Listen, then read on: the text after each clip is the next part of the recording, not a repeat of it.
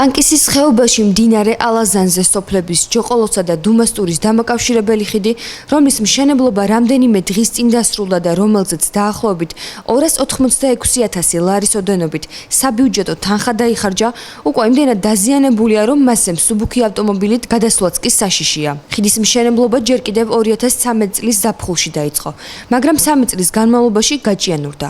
კახეთის საინფორმაციო ცენტრი იუწყებოდა, რომ მშენებლობის გაჭიანურების გამო დაუსრულებელმა ხიდმა 2 ადამიანის სიცოცხლე იმსხვერპლა, რამდენიმე კი დაშავდა.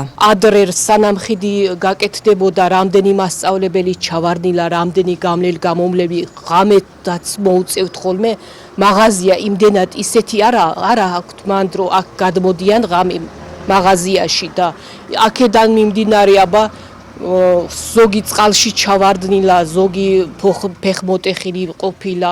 იქიდან ბავშვები აქ სკოლაშიც დადიან, აქედან ასწავლიან მასწავლებლები იქ დადიან. ომალო არის, ომალოში, დუმასტორში გადადიან ხალხი. ტენდერში გამარჯვებულმა კომპანიამ ტეკ იმპექსმა მხოლოდ ხიდის რკინის კონსტრუქცია გააკეთა. ახმეტის გამგეობას კომპანიის მიმართ არავითარი პრეტენზია არ გამოუთქვამს და ხიდის მშენებლობის დასრულების მიზნით დაახლოებით 5 თვის შემდეგ მეორე ტენდერი გამოაცხადა. ტენდერში მონაწილეობა კიდევ ერთმა პრეტენდენტმა შპს Universal Trading Georgia მიიღო, რომელიც ასევე გამოცდილების დამადასტურებელი დოკუმენტის წარდგენის გარეშე გამოცხადდა გამარჯვებულად. მონაცემთა ბაზის თანახმად, ამ კომპანიას ხიდების მშენებლობა სხვა დროს არ განუხორციელებია. თათუშეთში არსებული ხიდებიც კი სულ არის ხის კონსტრუქციის. ჩვენ ახლა ამას როგორც აი ოთახის იატაკს ისე ვერ გავპოლავდით და ფიცარებს ვერ მოვწყობთ, არ შეიძლება ელემენტარულად. როგორც აღმოჩნდა, ხიდის ნაწილი უკვე დაზიანებულია. მასზე დაგებული ფიცრები ალაგ-ალაგ აყრილი და დამტვრეულია. არაერთ ადგილას ამოშვერილია ლურსმნები. ადგილობრივები ამბობენ, რომ ამ ვითარებაში ხიდზე ავტომანქანით გადასვლა სახიფათოა, რადგან არსებობს მისი სავალი ნაწილის ჩანგრევის საფრთხე.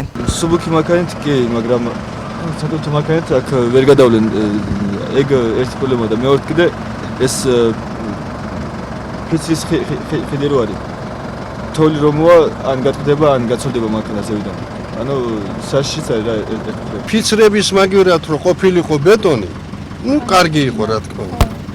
იმიტომ რომ ეს ფიცრები დროთა განმავლობაში დალპება და გაფუჭდება.